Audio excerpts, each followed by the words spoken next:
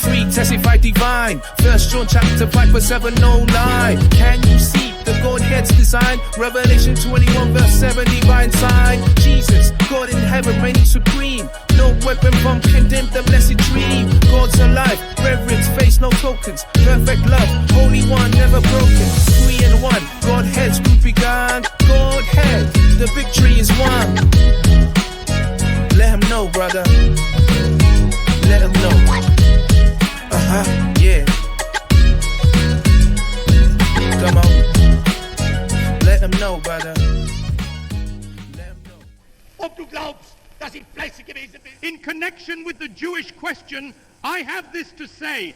It is a shameful spectacle to see how the whole democratic world is oozing sympathy for the poor, tormented Jewish people, but remains hard-hearted and obdurate when it comes to helping them, which is surely, in view of its attitude, an obvious duty. The arguments that are brought up as an excuse for not helping them actually speak for us Germans and Italians. For this is what they say. 1, we, that is the democracies, are not in a position to take in the Jews. Yet in these empires there are not 10 people to the square kilometer, while Germany, with her 135 inhabitants to the square kilometer, is supposed to have room for them. 2, they assure us we cannot take them unless Germany is prepared to allow them a certain amount of capital to bring with them as immigrants. For hundreds of years, Germany was good enough to receive these elements, although they possessed nothing except infectious political and physical diseases.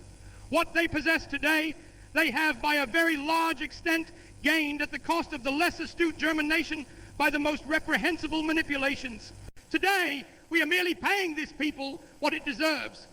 When the German nation was, thanks to the inflation instigated and carried through by Jews, deprived of the entire savings which it had accumulated in years of honest work, when the rest of the world took away the German nation's foreign investments, when we were divested of the whole of our colonial possessions, these philanthropic considerations evidently carried little noticeable weight with democratic statesmen.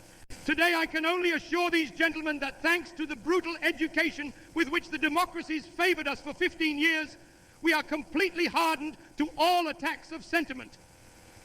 After more than 800,000 children of the nation had died of hunger and undernourishment at the close of the war, we witnessed almost 1 million head of milking cows being driven away from us in accordance with the cruel paragraphs of a dictate which the humane democratic apostles of the world forced upon us as a peace treaty.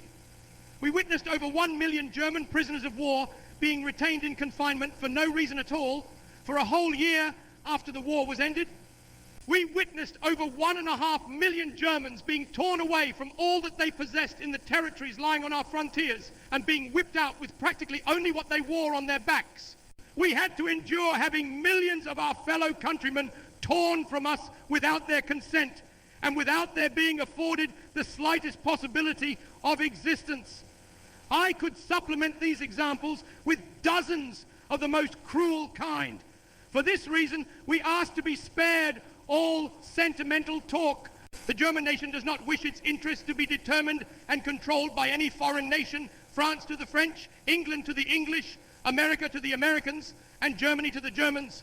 We are resolved to prevent the settlement in our country of a strange people which was capable of snatching for itself all the leading positions in the land and to oust it, for it is our will to educate our own nation for these leading positions.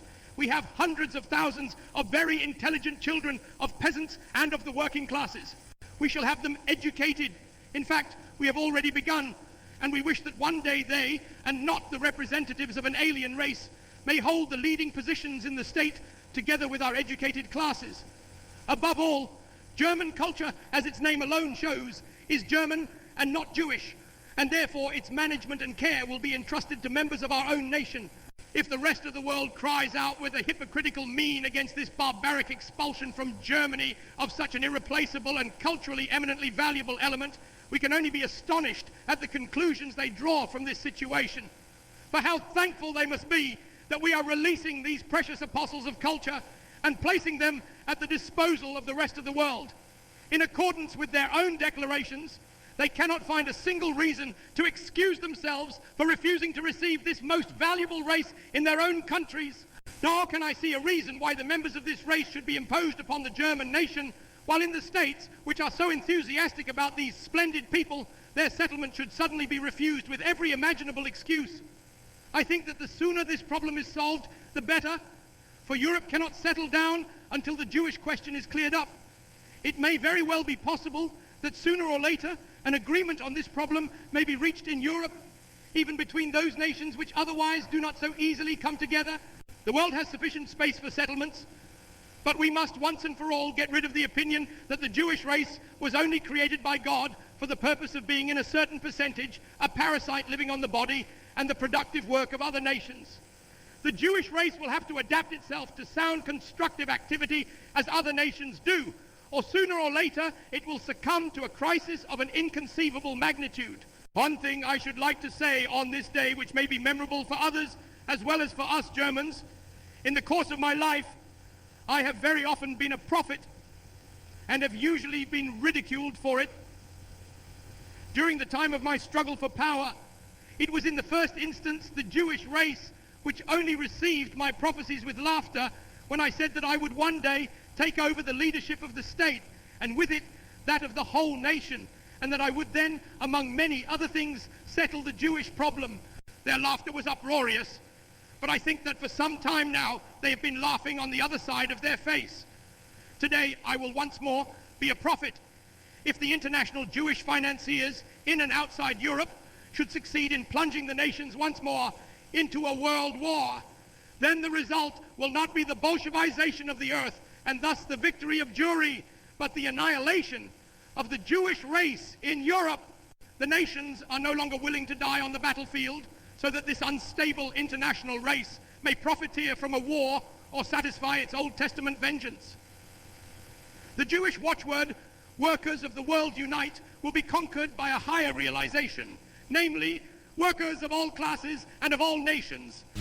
Heaven's glory, free, testify divine. 1 John chapter 5 verse 7, no lie. Can you see the GodHead's design? Revelation 21 verse 7, divine sign. Jesus, God in heaven, reigning supreme. No weapon from condemn the blessed dream. God's alive, reverence, face, no tokens. Perfect love, holy one, never broken. 3 in 1, GodHead's group begun. GodHead, the victory is won. Let him know, brother. Let him know. Yeah. Come on. Let him know, brother.